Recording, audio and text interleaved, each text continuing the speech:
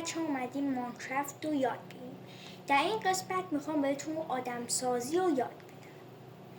وارد استور بشین، مثلا میتونید مد و اینا بخرید و وارد درسینگ روم میشین، مثلا میتونید آدم بسازید. ما وارد درسینگ روم میشیم و آدمامون رو میبینیم.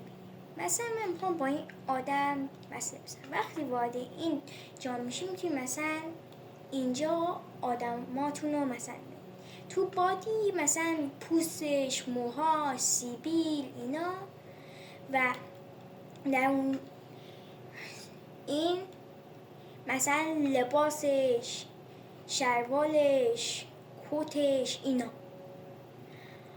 حالا ما میخوایم یه آدم بسازیم. من مثلا میخوام با این آدم که از لیست انتخاب کردم و برم وارد اینجا میشم و مثلا میرم اینجا پوستش. من الان با پوست و ایناش کاری ندارم، من پوست و ایناشون هر کاری خاصی میتونید بکنید. وارد اینجا میشم و میام اینجا قسمت لباس. اینجا لباس هایی میبینیم که مثلا بوده. مثلا من میخوام این لباس رو بگیرم. این لباس الان میبینی اسکایپ یا پوشیدن رو میزنیم و دایره میزنیم و از اون قسمت میاد. حالا میریم برای شلوارش رو من اینجوری زیاد دوستم، پس میبرم برای این شلوار که قشنگم در نمیاد، پس این شلوار میزنیم. حالا میریم مثلا قسمت کت و اینا و مثلا این صحنه رو میبینیم.